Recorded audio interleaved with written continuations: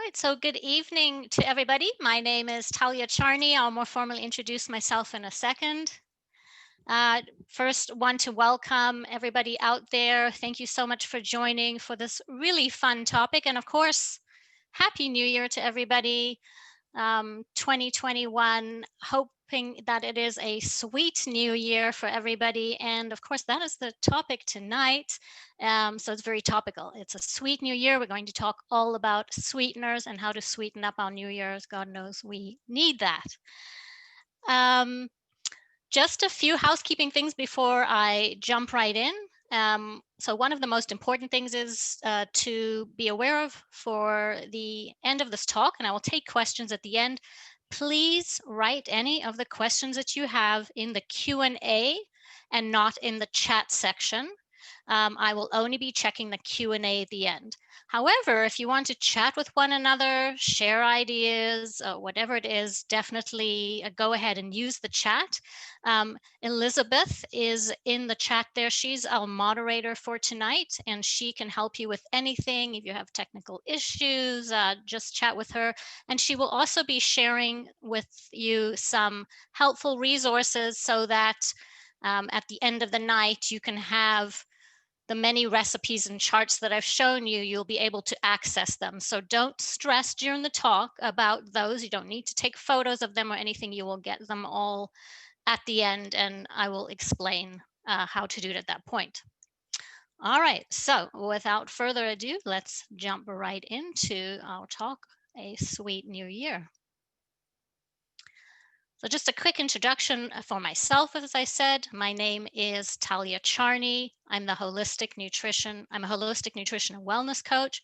I'm also the nutrition and health education manager for the Now Health Group, which is one of our sponsors tonight, in addition to Healthy Planet, of course, who is a co-sponsor for tonight. I have an extensive background in many different areas of health. I've studied, if you've attended my stuff before, I've studied herbal medicine, I studied essential oils. I used to be a fitness trainer, a personal trainer.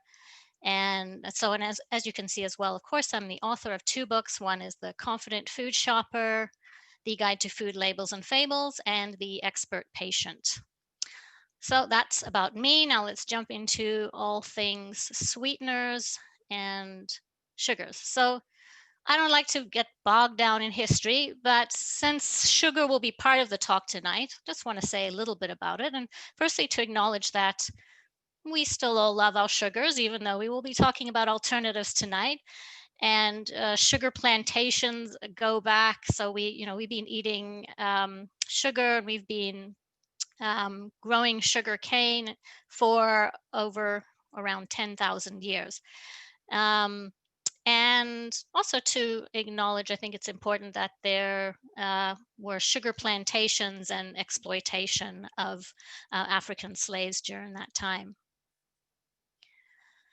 So sugar comes in many different forms and colors, but most of us think, when we think sugar, we think of table sugar, and it looks somewhat like this. And just to give a little bit of chemistry to this for fun, simple sugars, this is a molecule here that you're looking at is a glucose. So simple sugars are something that is table sugar, but we also find them in our foods, and these simple sugars will then bind together and they make larger and larger sugars. So we have different types of sugars. This here, what you're looking at is sucrose, which is basically table sugar, and it's made up of glucose and fructose, which are two sugars that many people are very familiar with. Glucose is basically essential for life, very important for our entire body as a source of energy, but especially our brain. Fructose is more of an important sugar for plant life than people, but we still do get some in our diet. In my book, The Confident Food Shopper, I discuss a lot sort of how to understand labels, and one of those important things is reading the sugars on labels. So I just wanted to quickly review that also, because Health Canada has updated our nutrition facts labels. So the reason I want to go over this is because the grams that sugars are expressed in, as you can see here, they don't really mean much, conceptually to many of us. I'm just going to get a laser pointer here. So what does that really mean, 22 grams?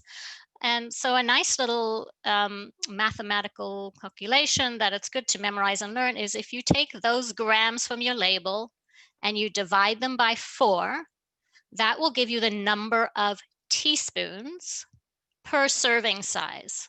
So just divide by 4. So in this case, we have 22 grams divided by 4. It's 5.5 teaspoons per serving size. If you want to know what the serving size is, you look up to the label here. In this case, it's a 1 cup. So this is going to be 5.5 teaspoons of sugar per cup for whatever this item is.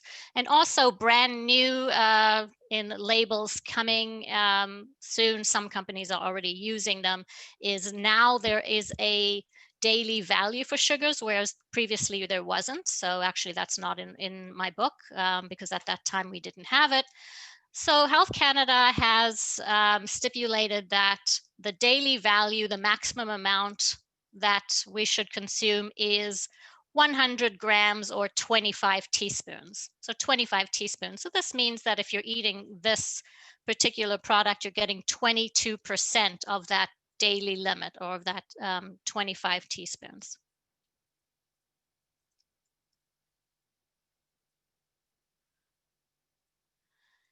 And just another thing to say, so that's important, is that not all countries or people or experts for that matter agree on what is too much sugar. In fact, there's very few people that agree on this. So Canada would say, Health Canada says 25 teaspoons is the maximum you should have a day. The United States is also updating their labels. However, they have a added sugar on their labels that we don't have. So they differentiate between sugars naturally occurring in the food and added sugars. And the World Health Organization has said that ideally you don't have more than 6 teaspoons of sugar a day. So you can see there's a huge gap there. I think that we're all aware that we're hardwired to eat sugar.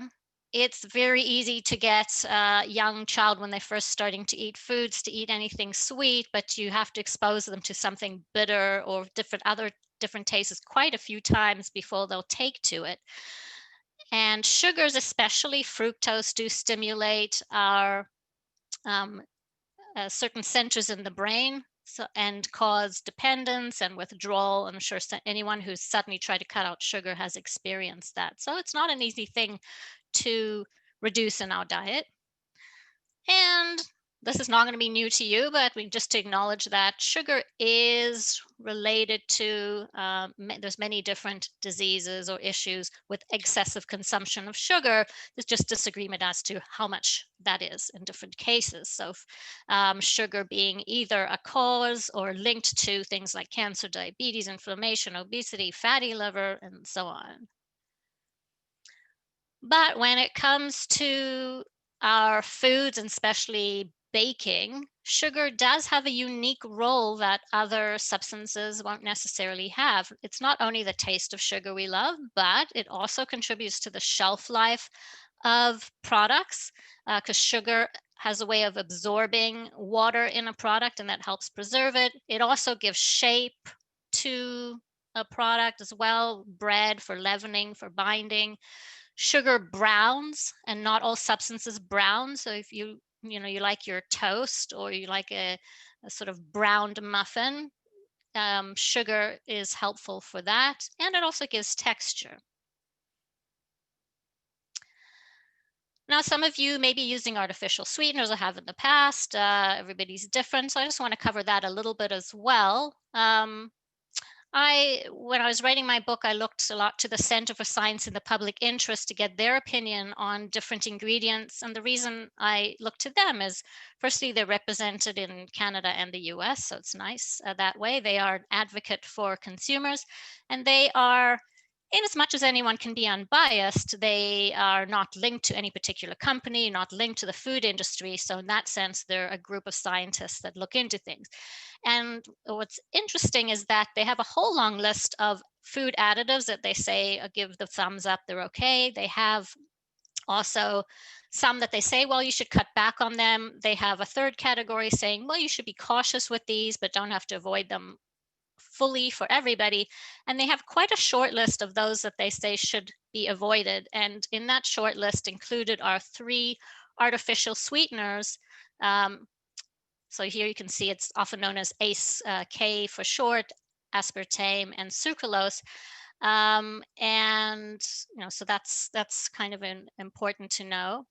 And they are often in discussion with Health Canada or the FDA in the United States, trying to influence them in terms of policy. But those government organizations are heavily influenced by the food industry. And I'm not going to go into too much detail, but just in case some of you are using some artificial sweeteners, I would include some details on them. Now I don't have the actual brand names for them, but some common examples are saccharin. And so all of these are approved by Health Canada, just to be clear. All of them are available in Canada. Saccharin only is a tabletop sweetener, but in the 70s, it did require a warning that it causes cancer in lab rats. That was since removed. It was considered now that it doesn't cause bladder cancer in humans, says the manufacturer, but says the Center for Science in the Public Interest, we can't be sure cancer may be caused through some unknown pathway. And then there's, I won't go into all of these, but there's aspartame, of course, is probably the most well-known artificial sweetener.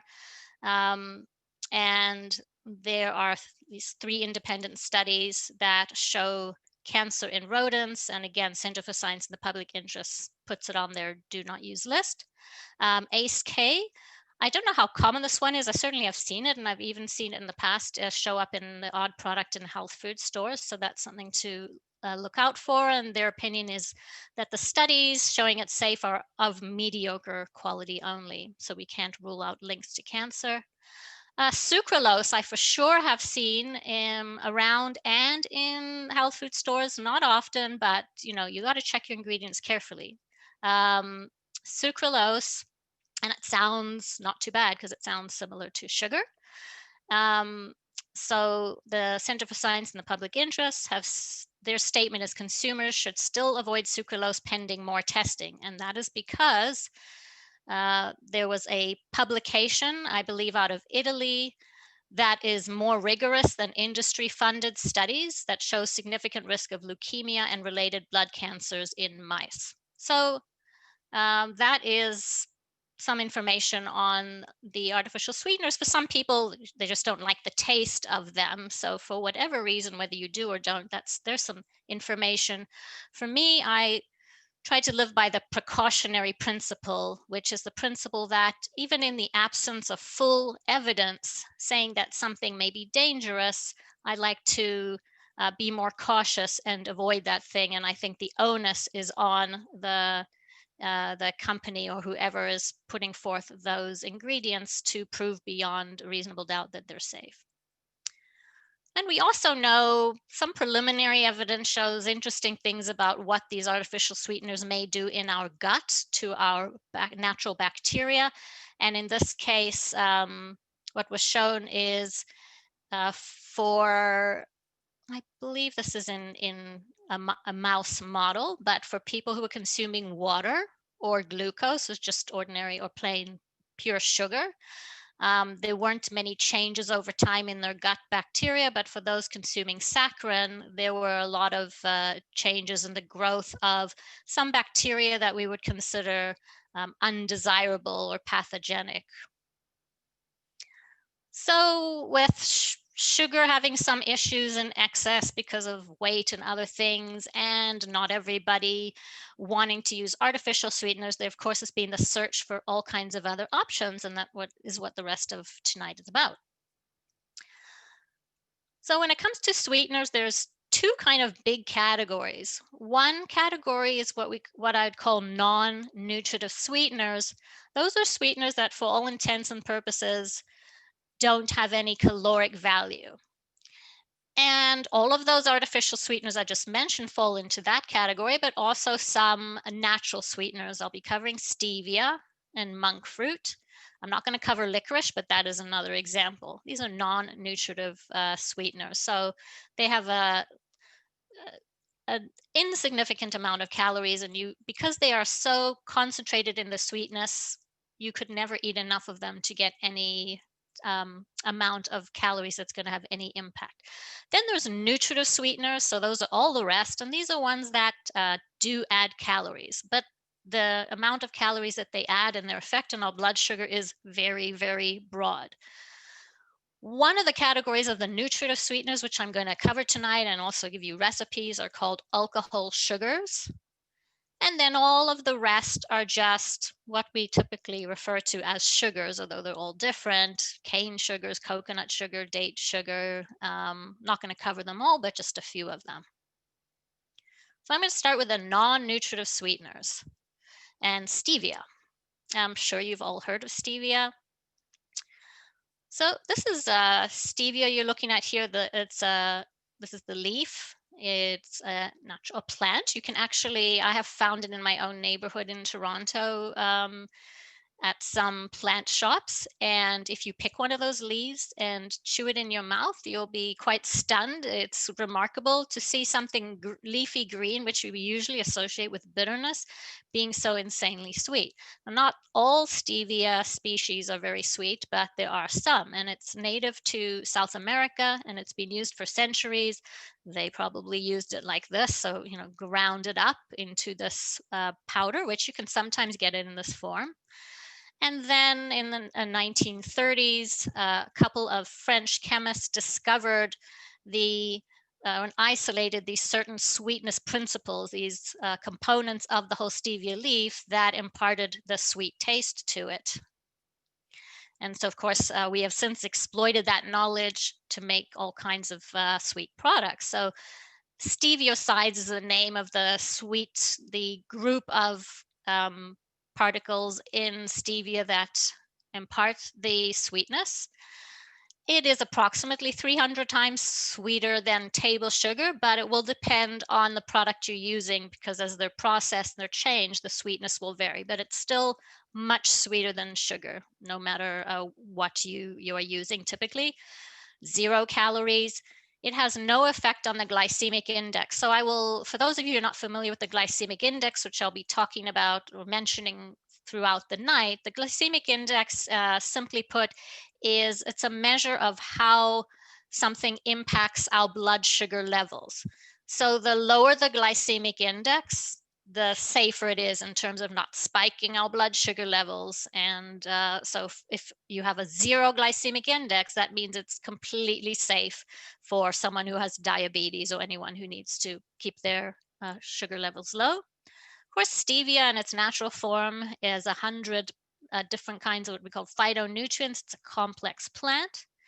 And it is considered FODMAP friendly for people following. It's a specific diet. I'll mention that here and there as well, called the FODMAP diet.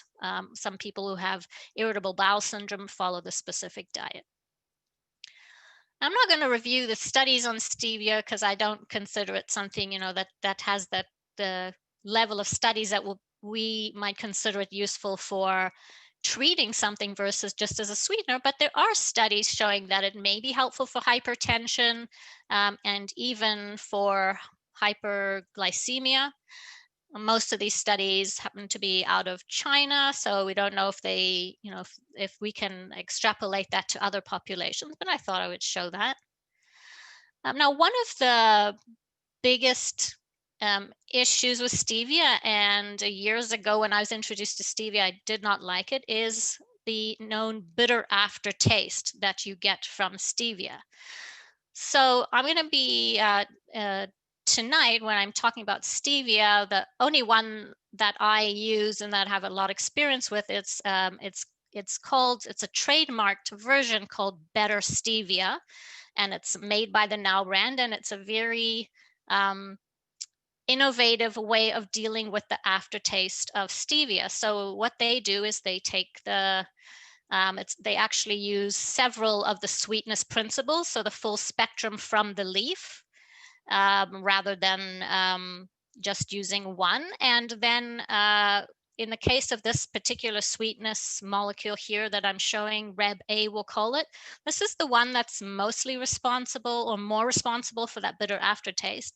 And what they do is they, just using enzymes and note chemicals, they add a glucose molecule, which is sugar, onto it, and therefore remove that bitter aftertaste, so it tastes sweeter in the mouth. And if you're wondering, well, isn't that going to make it more sugary or alter it? Actually, this occurs anyway. Once we have consumed it and swallowed it, occurs past the mouth. We're just, what is being done here is just to add that sweetness a little bit earlier. So it's one way to overcome that issue. Then I wanted to just say something about just pure powdered stevia. So this is actually a little experiment I did in my own kitchen. I used to have this bag, well, up until last week, it's now in the garbage, but I had this bag of the, what we call the, 100% natural stevia, just in its form where it's just being ground up and it's green. And I bought this years ago, but I never used it because one, I didn't love the taste. But secondly, when I try to put it in my tea, and this is hot water here, as you can see, it doesn't mix. So one of the benefits of extracting those active sweeteners is that they become soluble in water. So they're fully mixed, and that way it's really great. And mostly stevia is used as a sweetener in beverages rather than for baking and such, although it can be. So that is an advantage.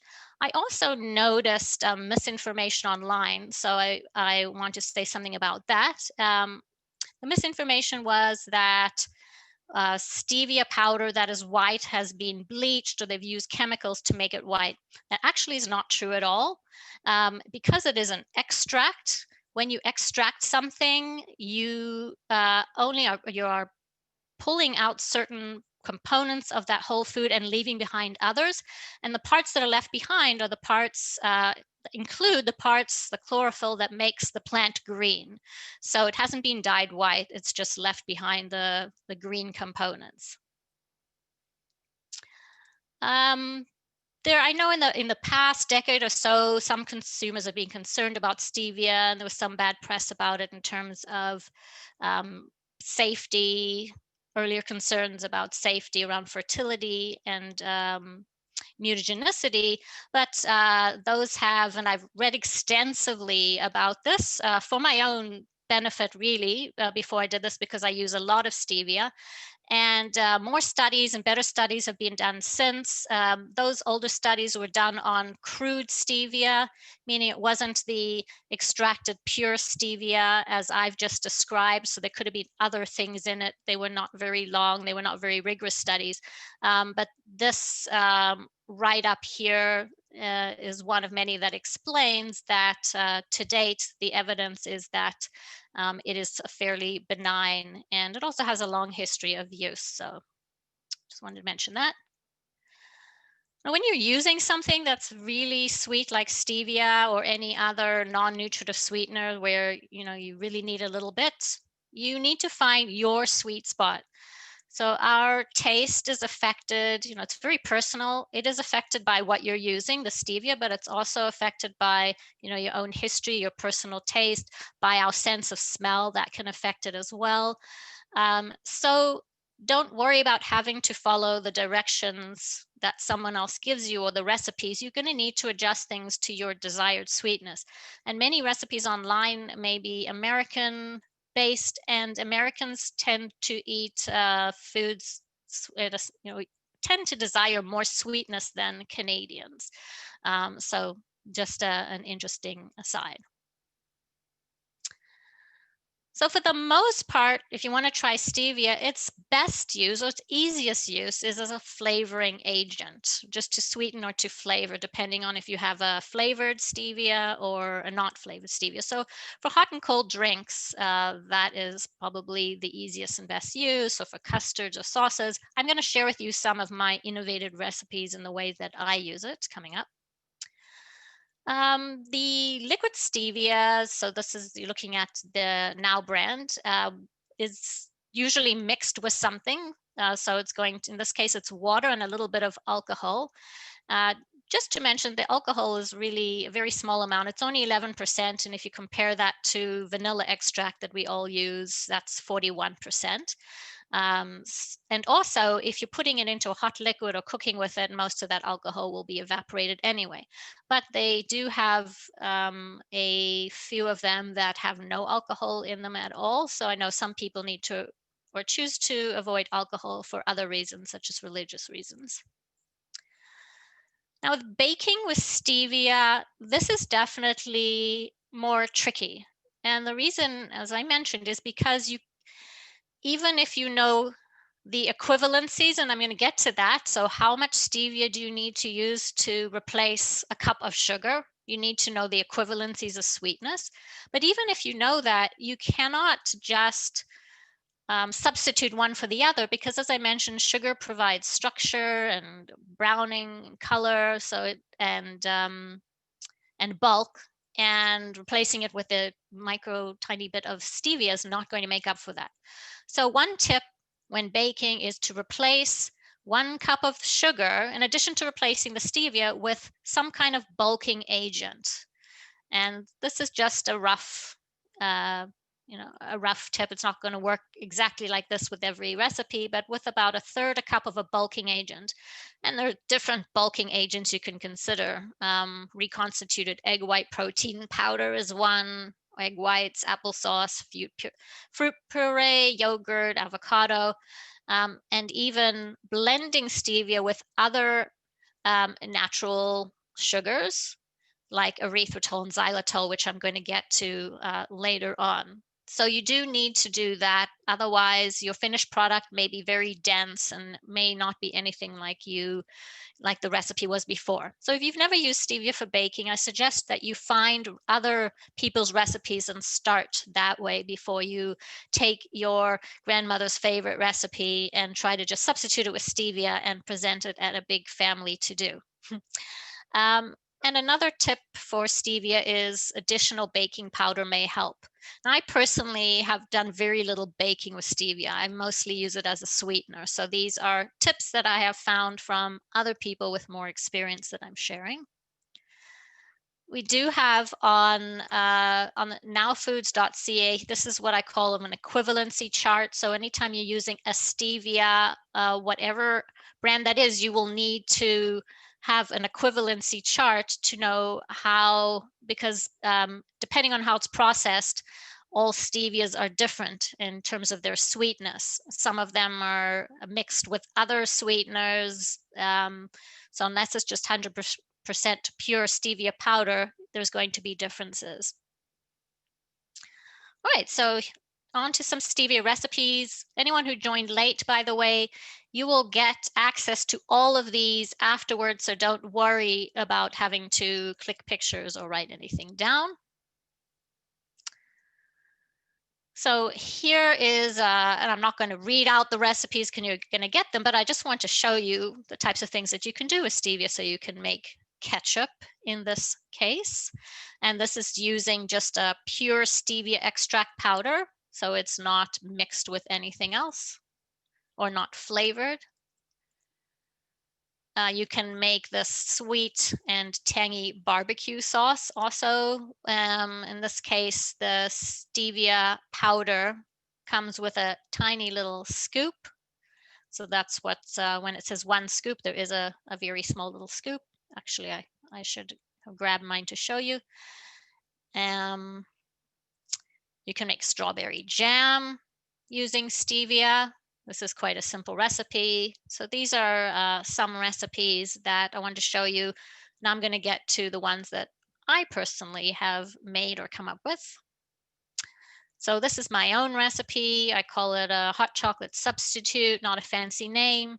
I invented this because I have a niece who has to stay away from caffeine and also sugar. And so that means no chocolate and no sugar. How do you make hot chocolate? So I used carob powder, which is a great substitute for chocolate. Water, I like soya milk for a thicker consistency than just water, and also wanted to make it dairy free as well. In this case, I used a mixture of stevias flavored both chocolate and peppermint, and this is something I really enjoy quite frequently. This was one of my favorite recipes with maple flavored stevia. It was a game changer for my popcorn, which I already love. So basically, you make popcorn, and then I melted butter, or you can use, if you don't eat butter, a different type of oil, and added the drops. And all of these are to taste. So you can do them, you can put as little or as much stevia as you want. It's very personal. To give a maple flavor to that butter. And then nutritional yeast is also great. It has a natural cheesy flavor, and it's also very healthy. So this is a delicious popcorn. This is a super easy recipe. I call it dark chocolate egg muffins. You don't have to use chocolate flavored. You can use any flavor or non-flavored stevia, but basically these are muffins made with just bananas and eggs and berries.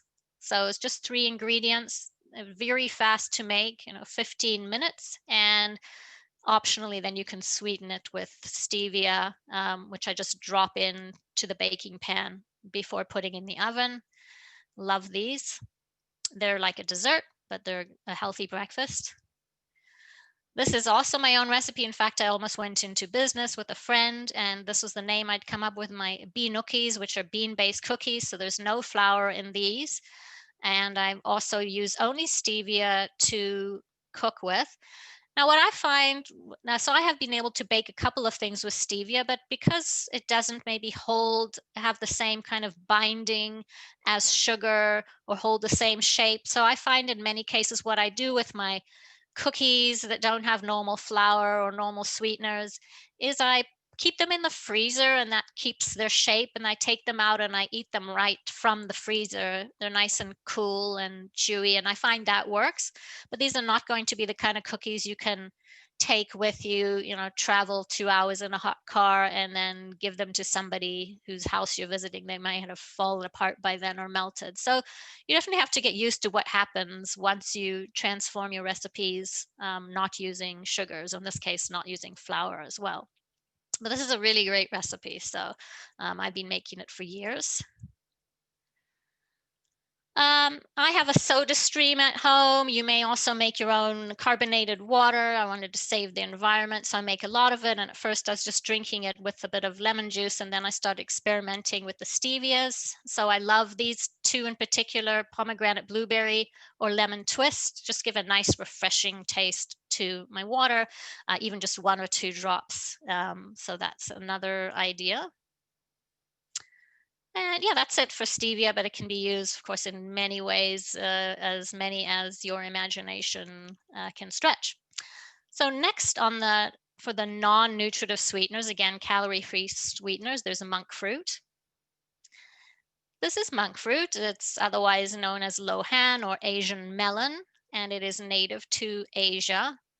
It's just 1 calorie per gram, but it's again considered basically, for all intents and purposes, 0 calorie, because you're never going to have enough to have any impact. It has been used for thousands of years as a sweetener, as well as for other uses. Depending on how it's processed, when you get it, it's going to be 150 to 400 times sweeter than sugar. So you're going to use a very little amount. So just like with stevia, it's not going to add bulk to your recipe. In the case of monk fruit, it's called mongrosides. Those are the group of molecules in it that impart the sweetness to monk fruit. And it's stable at high temperatures, so that's one of the advantages of monk fruit for baking. Now in Canada, Health Canada is not approved, or due to Canadian regulations, we cannot offer pure monk fruit.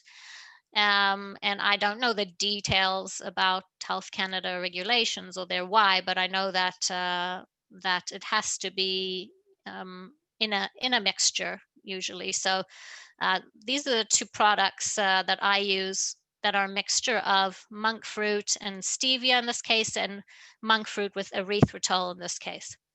And actually, when it comes to these really insanely sweet non-nutritive sweeteners, they usually taste better when you mix them with another sweetener. So my favorite is the erythritol with monk fruit, hands down.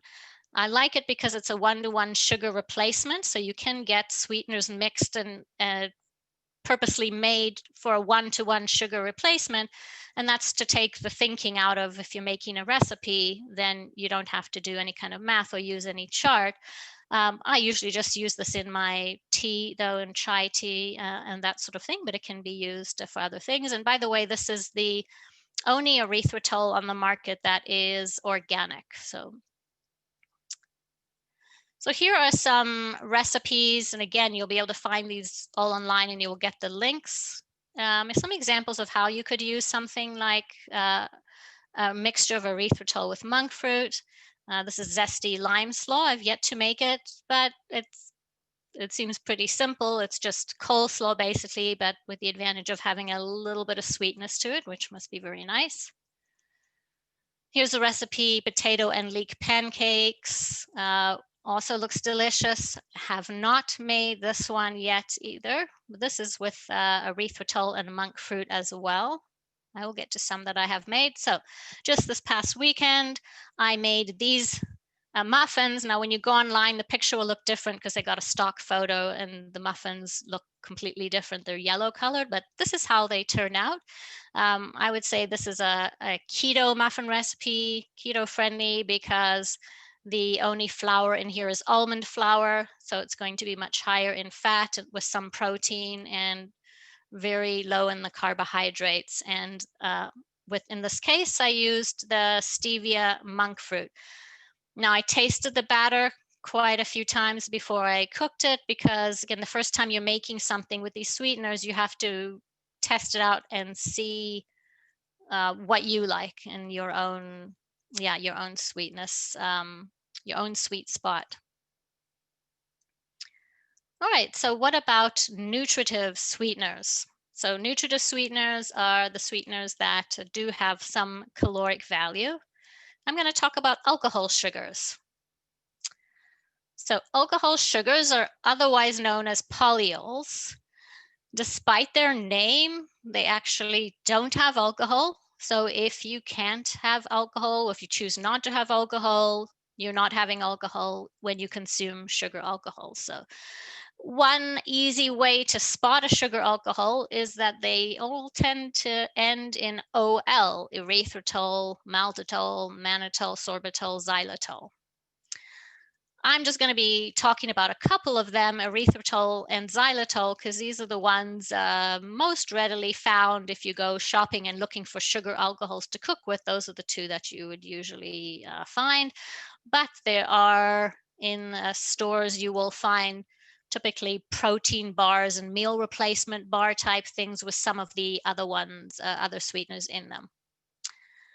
They are reduced calorie sweeteners, so they're not 0 calorie, or for all intents and purposes close to like some of the artificial sweeteners or the stevias, but the calorie count is very low, and there's a range with the different sugar alcohols, so I'll speak to that. They are naturally occurring in foods, so you can find erythritol or xylitol in foods, although when they're made in terms of for the sugar alcohols that you use, they're not usually coming from, an apple or some kind of fruit. They're mostly extracted as a byproduct of the corn industry, or sometimes even from wood. And they have a minimal effect on blood sugar. So a little bit more about the sugar alcohols. They're similar to sugar in their sweetness. So in contrast to stevia and monk fruit, they're going to taste quite similar to sugar. They're not, 100, 200, 300 times sweeter. They're much closer to the sweetness of sugar. They also can help add bulk to your recipes, so they're a little easier to use when it comes to baking. They, at least the ones that I have, erythritol and xylitol, they look like sugar, they feel like sugar, they resemble sugar in many ways. They retain moisture, and sugar does that as well. That's one of the ways in which sugar helps extend the shelf life of your baking by retaining moisture, and they can add texture. They can be used as or considered as filling agents, so mixing them with other sweeteners like stevia or monk fruit can help fill in those gaps where you need bulk. They're non-cariogenic, meaning they don't affect your teeth negatively. And so here's a little, I think am I missing something? Oop, there we go. Here are some charts, and you'll get access to all of these. As I said, just for those who like a little bit more detail, I'm comparing xylitol and erythritol because, as I said, those are the two that you'll most readily find and can use as sweeteners. So just to compare them, I'm comparing them to table sugar here. So xylitol is equal, so it's 100% as sweet as sugar. And that makes it very easy to substitute. You don't, just 1 cup of xylitol, same sweetness as 1 cup of sugar. Erythritol is 75% as sweet, so you need to compensate a little bit. And at the end, you're going to find out how to get access to this whole big giant chart with equivalencies for many, many sweeteners. So don't worry about memorizing the detail. And I just need a sip of water here. So the calories for when it comes to the alcohol sugars, as I said, are they're very low, but they range from 0 to 3, so quite low. Xylitol is 10 calories per teaspoon, but 3 calories per gram. Erythritol, as you can see, is less than 1 calorie per teaspoon or gram. And for that reason, if you are diabetic and if you're looking for something that has virtually no impact on your blood sugar, then erythritol would be the better choice of these, although xylitol has still a very low glycemic index. It's only 10. And the glycemic index, again, ranges from 0 to 100. 100 is the impact of pure glucose if you were to eat it. Normal table sugar has a glycemic index of 65, just to give you an idea to compare to. So 10 is still very low. And it's also dose dependent. For sure, a teaspoon of xylitol won't have any impact on anybody, but if you eat 3 cups of xylitol and you're diabetic, it's going to have some impact on your blood sugar.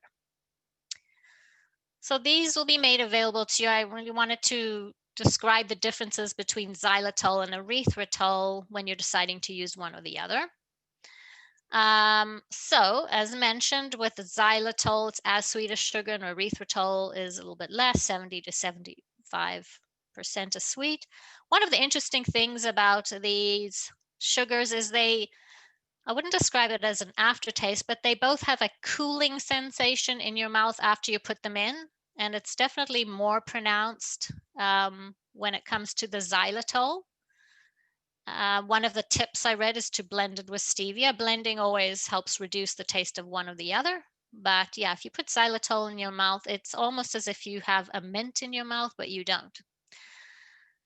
In terms of digestibility, so people should be aware with xylitol, it can cause gas or bloating.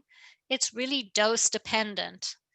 And there's some evidence out there that you might build up a tolerance over time. You can use more and more. But if you tend to already have a lot of gas and bloating, then maybe erythritol is a better one, or just be careful and start with small amounts. Erythritol, on the other hand, is much more tolerable. Not that it's could never cause gas and bloating, but they are digested differently. So xylitol is, for the most part, a lot of it goes right through our gastrointestinal tract and is not absorbed into the body, and it causes gas because our bacteria use these types of sugars and ferment them. Erythritol is mostly absorbed into the body, but it is not metabolized and it's just excreted through the kidneys intact.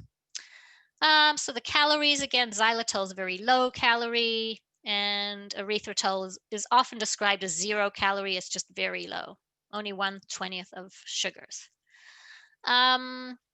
For For cavities, both are safe. An important thing to know about xylitol is it is toxic to dogs and ferrets. Not many people have ferrets, so you really want to be careful with xylitol.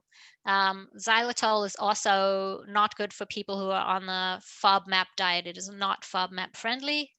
Erythritol is more likely to be FODMAP friendly, although it's not tested. So those are some of the differences. More information. Xylitol equal sweetness, so it's a 1-to-1 replacement. Erythritol, 1 cup of sugar, you need to add a little bit more, 1 1/3 cup of erythritol.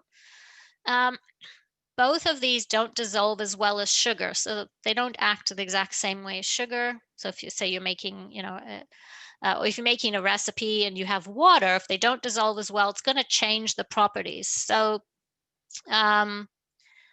in terms, because they dissolve differently in water, for xylitol, it stays in liquid at lower water contents than erythritol. So it is going to work better for recipes with a lower water content, like syrups, jams, cookies, or candies. I'm going to show you a recipe I made that's phenomenal. Here is a tip that I read to add a small amount of xanthan gum to xylitol before adding it into your ingredients, and that may help it dissolve better. Erythritol tends to crystallize when refrigerated in solution, so it's not going to be as helpful or as good to use for things like syrups and jams and sauces, but better for higher water content projects like cakes and cheesecakes and ice cream. You can, though, get something called confectioner's erythritol, which is erythritol that's much finer. I'm going to speak about that a bit later. And those, this type of erythritol may dissolve a little bit better, so it might work better in syrups or jams. Or you can try xylitol instead. Neither of these caramelize or brown just because of their properties.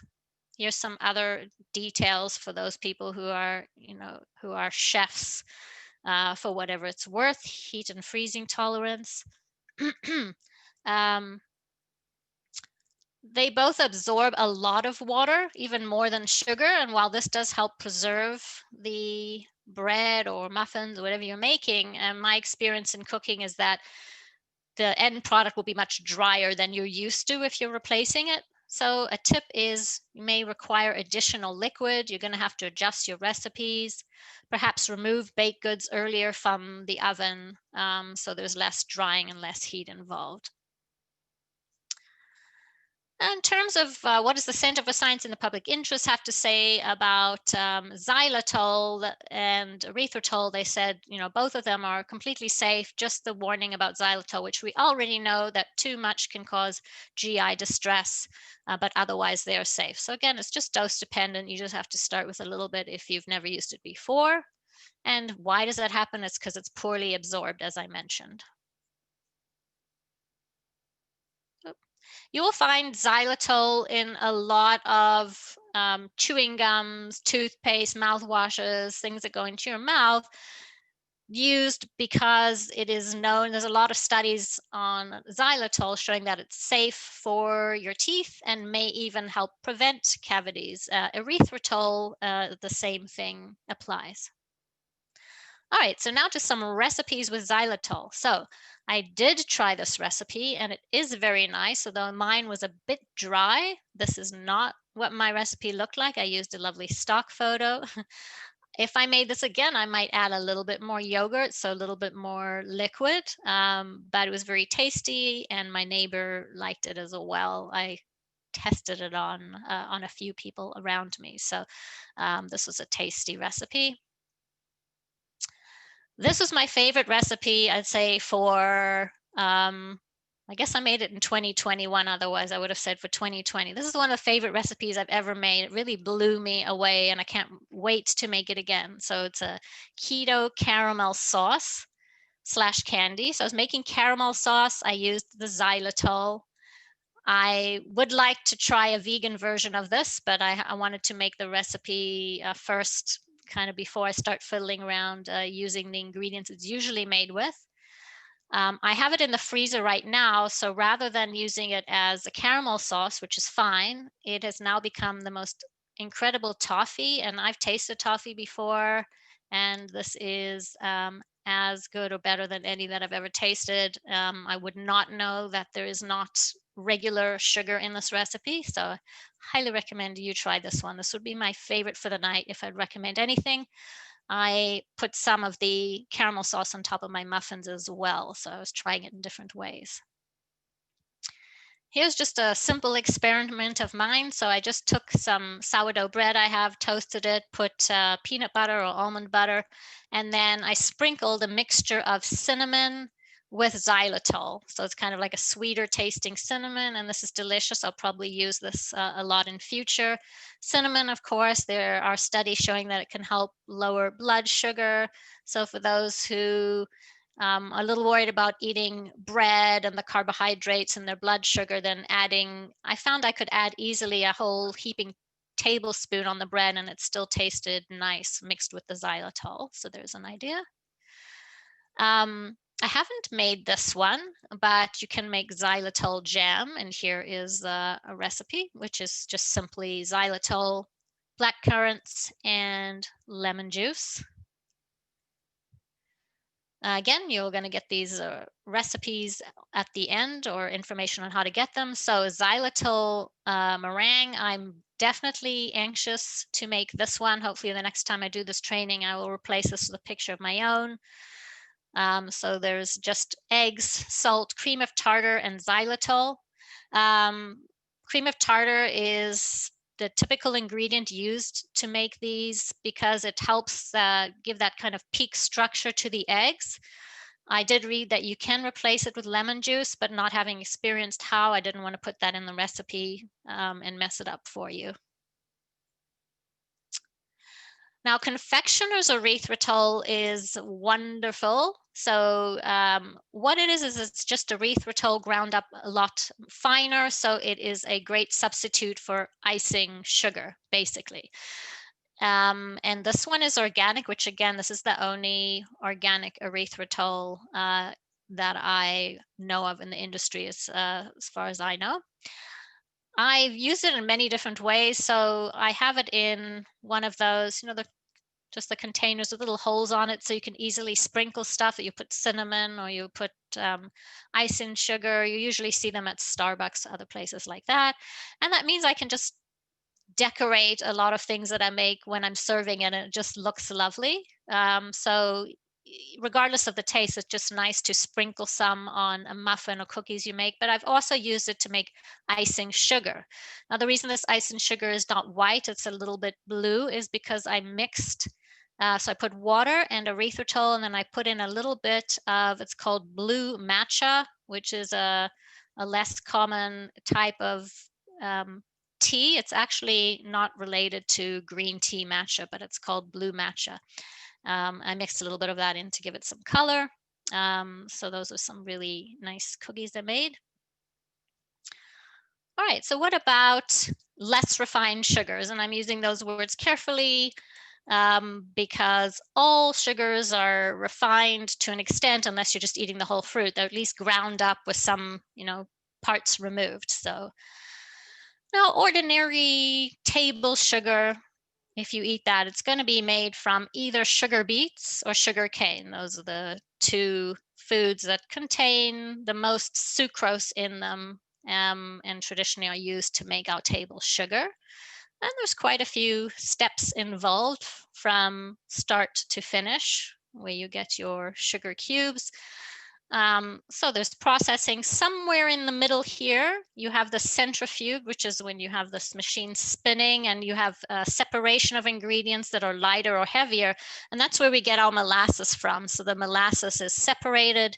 I really like molasses. And the molasses holds a lot of the nutrients in the from the original food, so that by the time you get to this white sugar, there's no vitamins or minerals or anything left in there.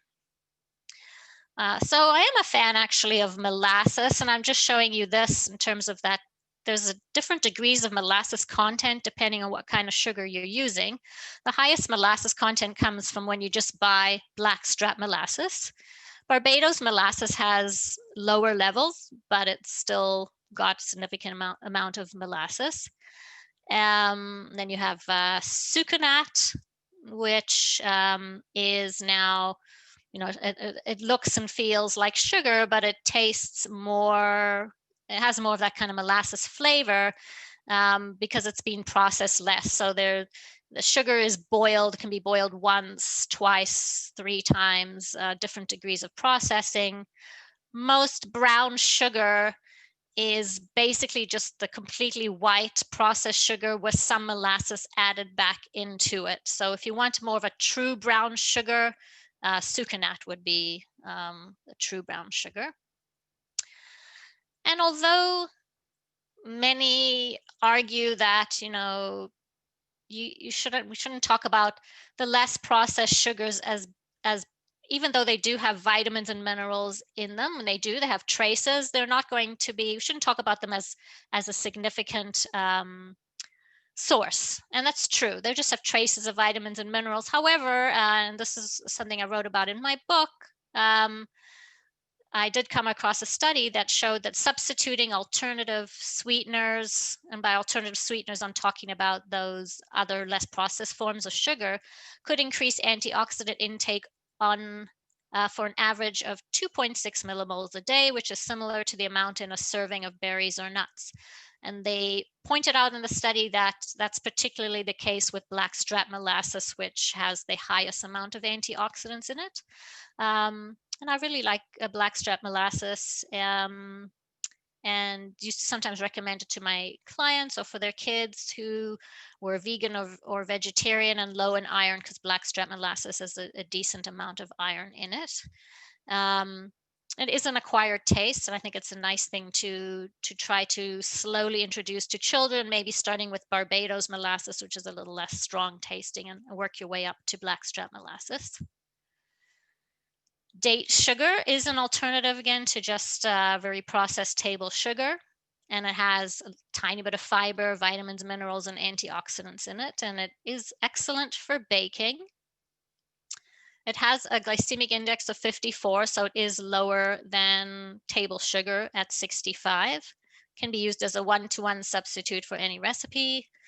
As a tip or maybe a warning, it doesn't melt like sugar. So I tried putting date sugar into my tea and it doesn't work.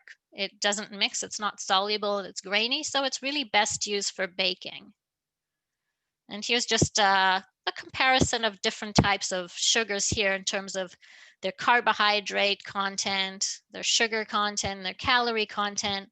And most sugars, even though they're processed more or less, are very similar in their calories, but date and coconut sugars are lower. You can see date sugars 20 calories versus 30 a teaspoon, and coconut's even lower at 15 calories. So speaking of coconut sugar, so I have this coconut sugar at home by Inari, and it's also minimally processed, has natural trace vitamins, minerals, and antioxidants, and even amino acids. It's not made from the actual coconut that we all think of, where we get coconut oil, but actually from coconut sap. So it doesn't taste like coconut. It has a low glycemic index of 35, tastes like brown sugar. Also can be used as a one-to-one substitute. And it's FODMAP friendly for those who are on that diet, but only in small doses. So at around a teaspoon, but otherwise may cause disturbances. And as a baking tip, add extra fat to compensate for its more dense and dry nature. So with all these different sugars, you will find and come to learn how to adapt your recipes, because even though, this is still sugar, but it's not made from sugar cane and it doesn't act exactly like regular table sugar. I've mentioned the glycemic index on and off throughout this talk, and that's the impact that sugar has on your own blood sugar. So I just thought I would show you, this is not a chart including every type of sugar or sweetener out there, but as I mentioned, it's all measured relative to glucose, which is, arguably our most important sugar that fuels our body and our brain. Glucose, though, if you take pure glucose and eat it, it will spike your blood sugar strongly, and that's at 100. Whereas there are other sugars that have a lower glycemic index. This is table sugar, blackstrap molasses, maple syrup's a bit lower. Honey really varies according to, because it comes from different plants. So that's a little bit of a, questionable in terms of what its impact will be. Date sugar down at 50. You can see here is coconut sugar, and you got agave all the way down here at 15. But there is it's not as simple as low is best and high is bad. There are, like with everything, there are still more nuances and controversies to any topic, including, so with agave, which I'm not going to go into any detail, but just the reason that fructose or agave may not necessarily be ideal as compared to some of these other ones, even though they're low, is because they're high in fructose. And fructose, and there are certain experts, there's two camps, those that say, fructose is deadly and poison, and those that say it's fine and it's safe. And the truth lies somewhere in between, and the dose makes the poison.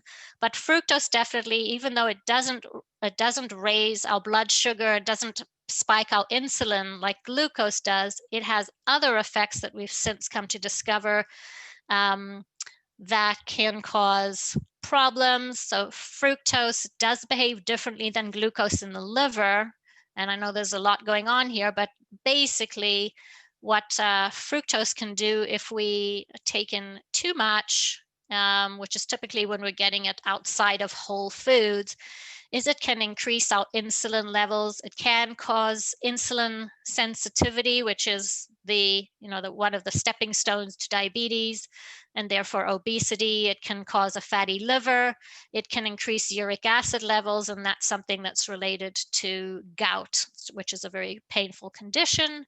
It can raise our triglyceride levels, which is something that if you get a yearly or bi-yearly trip to your doctor and you get a cholesterol panel, one of the included tests are always your triglycerides, and you don't want those to be elevated. So that's a little bit of a insight into fructose. Trying to remember the name of, won't come to me, but there's sort of there's somebody who's, if you want to know anything about fructose, is the sort of expert on that. This is a chart that I made up for everybody that, again, I'm going to give you information on how to get access and how to download it. But this is a great chart for sweetener equivalencies. I've included in here all of these nutritive sweeteners, even ones that I didn't really talk about tonight. Coconut, date, and others, honey, maple syrup. I've included the alcohol sugars, erythritol and xylitol, and I've included non-nutritive sweeteners as well. And you will know some of their ideal uses. How sweet are they as compared to table sugar? This will give you an idea. Their calories per teaspoon, the glycemic index.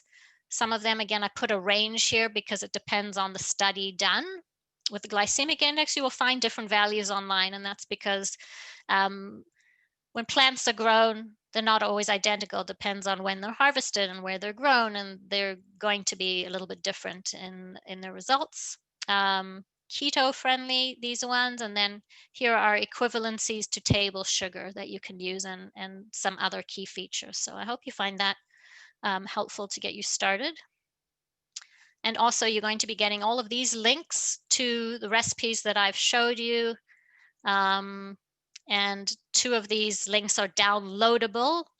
Probably right now as I speak, Elizabeth is kindly sharing all of this with you in the chat area. Just beware that the two links that are downloadable, so that great chart I just showed you, as well as another handout with many of the recipes, well, all of the recipes and some of those charts that I made. These are only going to be available for 30 days, so make sure that you download them within that period of time. And that brings me to the end. So thank you so much for joining in tonight. And it's going to be question period now. So just give me a second to get out of this presentation.